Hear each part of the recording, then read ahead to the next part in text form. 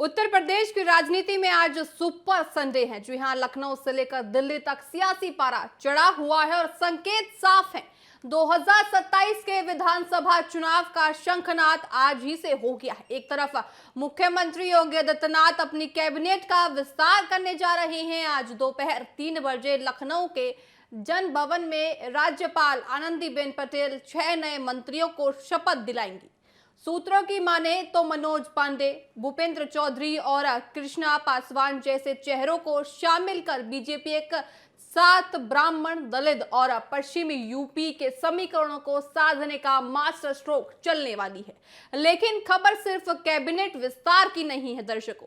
Samajwadi party के लिए आज का दिन किसी बड़े झटके से कम नहीं दिख रहा है, क्योंकि अखिलेश यादव के पीडीए कुनबे में बड़ी सेंध लग गई है। दिल्ली, गाजियाबाद, लखनऊ और अमरोहा समेत कई जिलों के करीब 30 बड़े नेताओं और कार्यकर्ताओं ने सपा को अलविदा कहकर सुबह सपा का दामन थाप लिया है।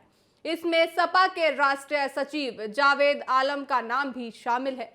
सुबह सपा के अरुण राजभर ने तो ये तक कह दिया कि अब पीडीए का मतलब पिछड़ा, दलित, अल्पसंख्यक नहीं बल्कि party of Dimple and Akhilesh है। साथ ही आज के इन दोनों बड़े घटनाक्रमों में उन्हें साफ कर दिया कि 2027 की बिसात बीत चुकी है। आज के राजनीतिक घटनाक्रम पर पूरी तरह से अच्छे से चर्चा करने के लिए हमारे साथ जुड़ रहे हैं एएस दुग्गल। दुग्गल जी, आपका बहुत बहुत स्वागत है टीवी 7 भारत में। दुग्गल जी, आज योगी कैबिनेट का विस्तार हो रहा है और दूसरी तरफ सपा के 30 नेता सुबह सपा में शामिल हो गए हैं। क्या आपको लगता है कि यूपी में 2027 के चुनाव की तैयारी आधिकारिक तौर पर आज ही से शुरू हो गई है? देखिए, जो हमारी पार्टी है ये चुनाव के लिए हरदम तैयार रहती है, क्योंकि हम देश हित में काम करते हैं, हम स्टेट के हित में काम करते हैं, इसलिए हम चुनाव के मोड में हमेशा रहते हैं। आपने विस्तार की बात करी है, योगी जी के मंत्रिमंडल की। विस्तार होना या ना होना ये हमारा मुद्दा नहीं है, ये पार्टी का मुद्दा है, वहां के सीएम साहब का मुद्दा है।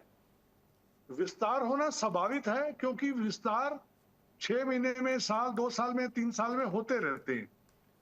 और जो आपने ये समाजवादी पार्टी के लोग छोड़ छोड़ के जा रहे हैं, अभी तो शुरुआत हुई है। आने वाले टाइम में देखेंगे अपोजिशन पार्टियां खाली हो जाएंगी। जिस तरह से बंगाल के अंदर इन्होंने मुसलमानों को भड़काया और बहकाया, आप चुनाव के नतीजे देखेंगे, जहां जहां मुस्लिम बाहुबल एरिया हैं वहां भी बीजेपी जीती है, जहां पिछड़ा वर्ग है वहां भी बीजेपी जीती है। तो लोगों को मोदी जी की जो नीतियां हैं इस देश के बारे में वो समझ आ गई हैं, आ रही हैं और आ चुकी हैं। इसलिए दूसरी पार्टियों में भगदड़ मचना जायज है, उनको अपना सिंहासन डोलता नजर आ रहा है। जी बिल्कुल दुग्गल जी, आपसे एक और सवाल मैं पूछना चाहूंगी कि सपा के राष्ट्रीय सचिव जावेद आलम और दिल्ली एनसीआर के कई बड़े नेताओं का पार्टी छोड़ना अखिलेश यादव के पीडीए फॉर्मूले के लिए कितनी बड़ी चुनौती अब आने वाले विधानसभा चुनावों के लिए दुग्गल जी होने वाली है? देखिए, जो पीडीए का फार्मूला इन्होंने बनाया था वो फार्मूला इनका खत्म हो गया है। आज जो किसी ने टीवी पर बोला है कि रह गया है party of Dimple and Akhilesh, तो ये इनका जो कुड़बा है ये घर की पार्टी है। इनके देखेंगे जितने भी नजदीक के आदमी हैं 99% यादव कम्युनिटी से जुड़े होंगे। इनके भाई, भतीजा, भाभी, इनकी वाइफ, आसपास वो इनको घेरे रहते हैं। बीजेपी पार्टी में छोटे से छोटा आदमी, अभी आपने देखा है हमारे अध्यक्ष नितिन नवीन जी बने हैं, कहां से उठकर आए हैं, एक लोकल ग्रास रूट के नेता हैं। हमारी पार्टी में कोई भाई भतीजावाद नहीं है, तो इनकी पार्टी में भाई भतीजावाद है। दुनिया, देश जान चुकी है, यूपी भी जान गया है। जब से योगी जी ने मोर्चा संभाला है, मैं खुद यूपी में जाता रहता हूं, मेरे रिश्तेदारियां हैं, चाहे लोग किसी भी पार्टी से हों, लोग अपने आप को बहुत सुरक्षित महसूस करते हैं। पहले जो गुंडागर्दी थी, रंगदारी थी, धोखेबाजी थी, कोई भी चीटिंग थी, आज आप थाने में जाइए, अगर आपको कोई भी प्रॉब्लम है तो थानेदार हो, एसपी हो, डीएसपी हो, आपकी तुरंत सुनवाई होगी। उसमें यह नहीं पूछा जाता है कि आप यादव हैं, किसके रिश्तेदार हैं, ये सब बंद हो गया है। तो योगी जी का जो जादू है जी। वो पिछले कई सालों से चढ़कर बोल रहा है। मैं आपके चैनल के माध्यम से कहना चाहता हूं, इस बार हमारी सीटें बहुत ज्यादा बढ़ेंगी जी। और विपक्षी पार्टियों का लगभग सफाया हो जाएगा। जी बिल्कुल दुग्गल जी, जैसा कि आप कह रहे हैं कि इस बार भी जो है बीजेपी सरकार आएगी विधानसभा चुनावों में, किस तरह से आप देख रहे हैं कि आने वाले आगामी 2027 के यूपी के विधानसभा चुनावों में कहीं ना कहीं सपा भी आपको कहीं ना कहीं कांटे की टक्कर देती नजर आती है। अब आने वाले चुनावों में क्या आपको लगता है कि अब की बार भी बीजेपी सरकार प्रचंड बहुमत के साथ सीट पर बैठेगी? देखिए, मैं कोई इसको कांटे की टक्कर मैं नहीं मानता।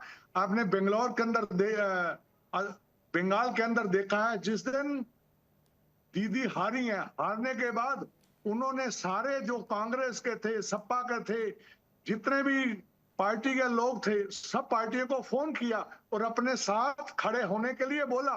उससे पहले जब कांग्रेस की यात्रा राहुल गांधी ने वहां निकाली थी, वो उस यात्रा में नहीं गई, जबकि उसको सेना भेजा गया, वो जाने को तैयार नहीं थी। इनकी नैया डोल रही है, जैसे नैया डूबने लगती है, चूहे इधर उधर भागने लगते हैं, वही नजारा 2027 के अंदर आपको देखने में मिलेगा। जी। हमारी प्रचंड जीत होगी और सारी पार्टियां एक निम्न स्तर पे पहुंच जाएंगी, ये मेरा दावा है। जी बिल्कुल, अगर दुग्गल जी हम वापस सुबह सपा पर आए तो सपा पर तंज कर रही है पीडी, अब सिर्फ परिवार की पार्टी बनकर रह गई है। साथ ही सुबह सपा का ये भी कहना है कि जमीनी स्तर पर कार्यकर्ताओं में इस तरह का असंतोष आप देख रहे हैं। साथ ही अगर मैं बात करूं, क्या मंत्रिमंडल विस्तार ये साबित करता है कि बीजेपी अब केवल हिंदुत्व नहीं बल्कि जातिगत सशक्तिकरण के मॉडल पर चुनाव लड़ेगी। साथ ही विपक्षी दलों का दावा है कि केवल चुनावी चेहरे हैं। क्या बीजेपी इस विस्तार से आम कार्यकर्ताओं को ये यकीन दिला रही है कि उन्हें सरकार में वाकई आपको ज्यादातर जो है जिम्मेदारी अब मिलने वाली है? देखिए, बीजेपी का एक ही नारा है जो मोदी जी ने पहले दिया था, सबका साथ, सबका विकास, सबका साथ। हम ऐसा नहीं है कि जातिवाद का काम करते हैं, हम सारी पार्टियों को, जितने भी लोग हैं, चाहे वो सिख हो, चाहे हिंदू हो, चाहे मुसलमान हो, सबको बराबर का हिस्सा देते हैं। इनकी मुलायम सिंह की पार्टी इनकी जो पार्टी है वो आप देखिए, इनमें सिर्फ भाई भतीजावार और यादव बिरादरी के लोग चलते हैं। कोई एसपी होगा, कोई डीएसपी होगा, कोई डीएम होगा, ये कोशिश करते हैं ज्यादा से ज्यादा अपनी बिरादरी के लोग लगाए जाएं। उसके बाद जो ये गुंडागर्दी करते हैं या जो इन्होंने पिछले सालों में की है, वो लोग उसको भूले नहीं हैं। तो हमारी पार्टी के ऊपर यह कहना कि हम जातिवाद की चुनाव राजनीति करते हैं, ये मैं समझता हूं बिल्कुल गलत है। हमारा शुरू से नारा है, सबका साथ, सबका विकास, सबका साथ और सब पर विश्वास। उसी नारे को आगे बढ़ाते हुए हम सबको साथ लेके चलते हैं। और जहां तक आपने बोला है मंत्रिमंडल का विस्तार होना, ये एक पार्टी का सिस्टम है, उसमें अगर किसी को लिया जा रहा है तो उसमें कोई ऐसा, मैं इस बारे में कोई बात नहीं बोलूंगा, या पार्टी का शीर्ष नेतृत्व का अपना मुद्दा है। जी बिल्कुल दुग्गल जी, देखिए हमने देखा कि किस तरह से पश्चिम बंगाल में अब की बार बीजेपी सरकार ने अपना परचम लहराया है। साथ ही साथ 15 साल का जो ममता बनर्जी का किला था उसको भी अब की बार बीजेपी ने ढहा दिया है। साथ ही जिस तरह से पश्चिम बंगाल की प्रचंड जीत के बाद क्या अब बीजेपी सरकार पूरी अपनी ताकत विधानसभा यूपी के चुनावों में ला सकी है? दुग्गल जी, देखिए, आपने बंगाल की बात करी है। बंगाल के अंदर जो मुस्लिम भाई थे, जो टोपी लगाते थे, जी। उनको हेलमेट पहनने की छूट थी। कल आपने देखा होगा, जब से सरकार शुभेंदु अधिकारी की बनी है, तो उन्होंने कानून के अंदर सख्ती लानी शुरू करी और जो हेलमेट की दुकानें थी वहां लाइनें लगी हुई थी। देखिए, सरदारों को भी छूट है। मैं सिख कम्युनिटी से आता हूं, जो पगड़ी पहनता है उसको तो छूट हो सकती है, जी। जो एक पतली सी टोपी लगाता है उसको छूट कैसे दी जा सकती है? देखिए, जान माल का रक्षा करना सरकार का, पुलिस का काम है। जब एक्सीडेंट हो जाता है तो आदमी की डेथ हो जाती है, तो उसी के लिए एक हेलमेट को अनिवार्य किया गया। तो हमारी जो पार्टी है वो किसी के साथ भेदभाव नहीं करती है। जी। बंगाल के अंदर मैंने आपको पहले भी कहा, आप आंकड़े उठाकर देखिए, मुस्लिम सीटों पर, आरक्षित सीटों पर, एससी सीटों पर हम जीते हैं। लोगों ने हमें वोट दिया है। लोग 15 साल के शासन से ममता दीदी से दुखी थे। इसलिए मैंने पहले भी टीवी चैनल पर बोला था, 4 मई ममता दीदी गई, अब ममता दीदी चली जी। गई है। अब ममता दीदी जो बंगाल के घुसपैठिए आए हुए थे उनको संभाले और बंगाल का काम शुभेंदु अधिकारी जी को दे। जी। और 5 साल के अंदर, मैं आपको फिर कह रहा हूं, मैंने ममता दीदी के बंदे से सवाल पूछा था, 15 साल में आप 5 काम बताइए, वो नहीं बता पाए। हम 5 साल के अंदर आपको 50 काम करके दिखाएंगे और गिनाएंगे। जी बिल्कुल दुग्गल जी, अगर मैं आपसे वापस एक पश्चिम बंगाल का सवाल पूछती हूँ तो वो मेरा सवाल ये होगा कि जिस तरह से घोषणा पत्र में तमाम वादे बीजेपी सरकार की तरफ से किए गए थे, चाहे हम युवा की बात करें, चाहे हम महिला की बात करें, चाहे हम बुजुर्ग की बात करें, सभी तरह के वादे अब की बार घोषणा पत्र में बीजेपी सरकार की तरफ से किए गए थे। क्या लगता है आपको कि अब जो बीजेपी सरकार पश्चिम बंगाल में आ गई है वो सारे वादों को धरातल पर उतारती नजर आएगी? देखिए, जो भी हमारा मैनिफेस्टो है, देखिए 15 साल का उनका सुशासन, उसको तोड़ने में, उसको खत्म करने में, उसको सेट करने में थोड़ा सा टाइम लगेगा। जनता सब जानती है, जनता हमें थोड़ा टाइम देगी। जो भी हमने वायदे किए हैं सब वायदे पूरे होंगे। मोदी जी का विजन है, अमित शाह जी की इच्छा है। जी। अमित शाह जी ने खुद वहां बैठकर चुनाव लड़ा है और मैनिफेस्टो की एक एक बात को उन्होंने देखा, परखा और जांचा है। हम पूरी कोशिश करेंगे, कोशिश नहीं, हम वायदा करते हैं कि हमारे जो भी मैनिफेस्टो में लिखा गया है हम जनता के काम करें और घर घर तक, जनता तक पहुंचाएं। जी बिल्कुल दुग्गल जी, अब ये देखने वाली बात होगी कि जिस तरह से प्रचंड बहुमत के साथ पश्चिम बंगाल में जो अब बीजेपी सरकार आई है, साथ ही साथ आने वाले समय में 2027 के विधानसभा चुनावों में बीजेपी सरकार कितनी प्रचंड बहुमत के साथ वापसी करती है या फिर अब की बार कुछ खेला अलग ही होता विधानसभा में दिखता है। आपका बहुत बहुत धन्यवाद दुग्गल जी हमारे साथ जुड़ने के लिए।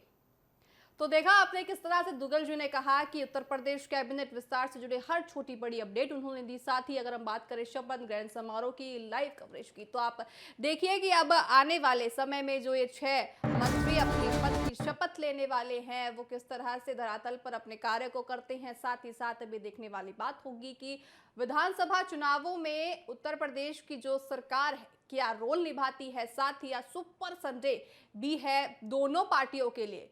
साथ ही 2027 के जब और भी खास होती नजर आ रही है। एक तरफ मुख्यमंत्री योगी आदित्यनाथ की नई टीम जातिगत समीकरणों और विकास के दम पर, आपको बता दें, एक किले ज्यादा एक डहाने की कोशिश कर रही है सपा का। साथ ही अगर दूसरी तरफ सपा के कुनबे में लगी ये सेंध अखिलेश यादव के लिए कितनी बड़ी चुनौती आने वाले विधानसभा चुनावों में होती है, ये समय बताएगा। बहरहाल मेरे साथ अभी के लिए इतना ही। आप देखते रहिए TV7 भारत। नमस्कार।